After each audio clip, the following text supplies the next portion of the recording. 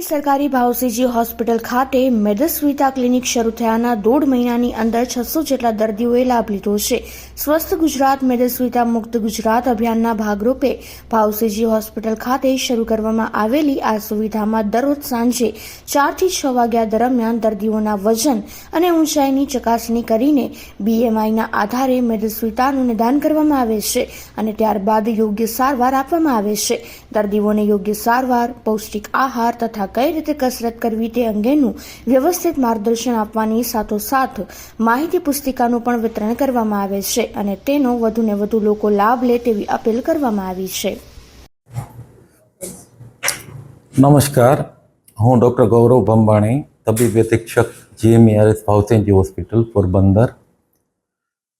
જાહેર જનતાને જણાવવા માગું છું કે આપણે ભાવસીજી હોસ્પિટલમાં 1 માર્ચથી ઓબેસિટી ક્લિનિક એટલે મેદસ્વીતા ક્લિનિક ચાલુ કરવામાં આવેલ છે, જે રોજ સાંજે 4 થી 6 વચ્ચે સોમથી શુક્ર સુધી ચાલુ રહેશે। એમાં સેવા આપવા માટે આપણે મેડિસિનના ડૉક્ટર સંજય જોશી સાહેબ અથવા તો એની જગ્યાએ કોઈ પણ મેડિસિનના સિનિયર ફેકલ્ટી દર્દીઓની તપાસ કરશે। જેમાં વધારે વજન ધરાવતા લોકો એ ખાસ આવવાનું રહેશે। એ લોકોનું વજન, હાઇટ એ પ્રમાણે કરી અને ગણતરી કરીને BMI જોવામાં આવશે।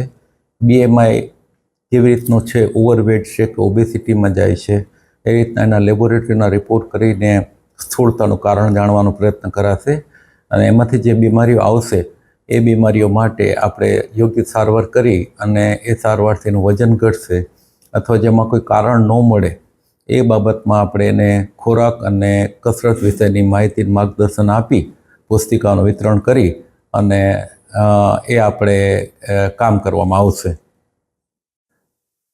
તો 1 માર્ચથી આપણે 15 એપ્રિલ 1.5 મહિનાની અંદર આપણે લગભગ 600 દર્દીઓની તપાસ કરવામાં આવી છે।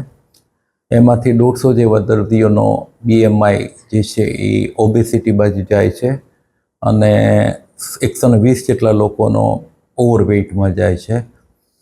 સૌથી મહત્ત્વની વસ્તુ એ છે કે આ બધા દર્દીઓમાં લગભગ 24 પુરુષો અને 16 સ્ત્રીઓ એ પહેલી વખત ડાયાબિટીસ ડિટેક્ટ થયું છે એ લોકોને, અને 12 જેટલી બહેનોને થાઇરોઇડનું ડિટેક્ટ થયું છે।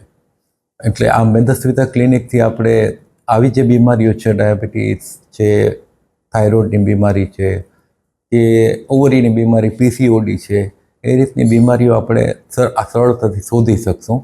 તો આ ક્લિનિકનો મહત્તમ ઉપયોગ થાય અને લાભ લેવાય એવી લોકોને મારી અપીલ છે। ધન્યવાદ।